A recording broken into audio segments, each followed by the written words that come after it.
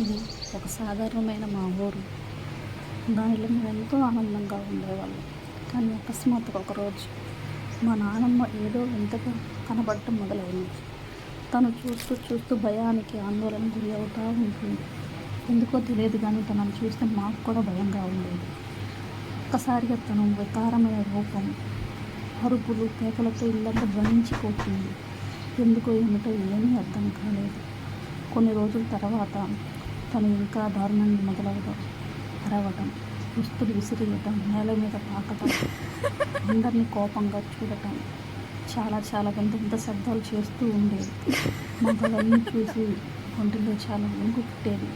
కానీ ఎందుకు జరుగుతుందో ఏమో తెలియక చాలా ఆందోళనతో మా కుటుంబ సభ్యులు మొత్తం చాలా హడలుగా ఉన్నాం. కానీ అనుకోకుండా ఒకరోజు ఏదో వింత ఆకారం మా ఇంట్లో మెదలటం మొదలైంది. చూస్తూ మాకు గుండెలో దడ వణుకు పుట్టుతూ ఉండేది. కానీ ఇది ఎందుకు జరుగుతుందా అని మేము ఆరా తీసుకుందా మా ఇంటి దగ్గర ఆవిడ చనిపోయింది. తాము ఎక్కడికి పోలేదు, ఆత్మరూపంగా తిరుగుతుందని అందరూ అంటూ ఉండేవాళ్ళు. కానీ మేము అప్పట్లో అది నమ్మలేదు. కానీ తర్వాత మేము జరిగింది ఏంటంటే, ఒక పూజారిని తీసుకొని వచ్చి మేము దేవుడి మంత్రాలతో జపిస్తూ అందరం చూడసాగాం. చూస్తూ తను ఉండి అరవటం మొదలుపెట్టింది. నేను వెళ్ళను అని తన నోటికి తనే చెబుతుంది. కానీ ఎందుకు వచ్చావంటే మాత్రం చెప్పడం లేదు. తను ఎందుకు వచ్చిందో ఏంటో మాకు అర్థం కావట్లేదు. కానీ తను చిన్నపిల్లల్ని తీసుకొని వెళ్ళి చంపేస్తుందని చెప్పి చాలామంది అనుకుంటూ ఉండేవాళ్ళు.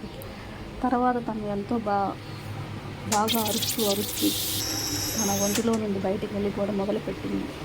కానీ తను సమాధానం మాత్రం చెప్పలేదు. ఎందుకు వచ్చింది, ఏం చేయడానికి వచ్చినది మాత్రం తెలియదు. తను వచ్చింది, ఇంట్లో గొడవలు పెట్టింది, వెళ్ళింది.